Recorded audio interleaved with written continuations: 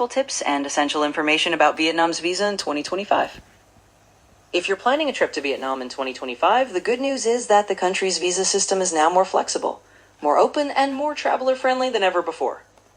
But even with these improvements, many visitors still run into problems, not because the rules are difficult, but because they simply don't know the practical details. In this guide, walk through the most important tips you should know to make your arrival in Vietnam smooth and trouble-free. Let's start with something many travelers overlook, the entry stamp. Whether you arrive on a visa-free stay, an e-visa, or visa on arrival, the date on your entry stamp, not the visa approval letter, is what determines how long you're legally allowed to remain in the country. Always take a quick photo of your passport stamp right after passing immigration. It protects you in case of mistakes and helps you keep track of your allowed stay. Next, let's talk about overstays. Vietnam takes overstaying seriously. Even staying one day beyond the limit can lead to fines, delays at the airport, difficulty getting future visas, and in rare cases, temporary entry bans. To avoid any issues, set a reminder 3 to 5 days before your visa expires. That gives you enough time to plan your exit, extend your stay, or apply for a new visa. Now, if you're applying for an e-visa, there's one crucial rule. Use only the official government website, which is evisa.gov.vn. There are many third-party sites that mimic the official portal, but charge inflated prices. The real fee is $25 for a single entry visa and $50 for a multiple entry visa. Anything higher means you're on a private service website, not the official one. Another important detail, choose the correct entry point when you apply for your e-visa. Your visa is valid only for the airport or border crossing you select. If your visa says you're entering through Da Nang, but your flight lands in Hanoi, you may be denied boarding or refused entry. Always choose the airport where your international flight actually lands first. Immigration officers in Vietnam often ask for your accommodation details, especially your first hotel booking. Make sure to screenshot your reservation before landing because airport Wi-Fi can be slow or unstable. If you're using Visa on arrival, remember that the stamping fee must be paid in cash, usually in US dollars. ATMs aren't always available in the visa area, and card payments aren't guaranteed.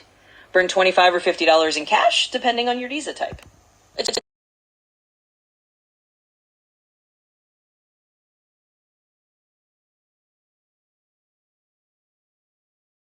It's also helpful to carry a few passport photos sized 4 by 6 centimeters. While not always required, some entry points request them for visa extensions or administrative purposes. Having 2 photos on hand can save time and stress. Now, let's talk about digital nomads. Vietnam does not yet have an official digital nomad visa, but remote work for foreign employers is allowed. What's not allowed is working for a Vietnamese company without a work permit. For long-term remote workers, the 90-day multiple entry e-visa is the most flexible choice. It lets you exit and re-enter Vietnam easily while staying within the law.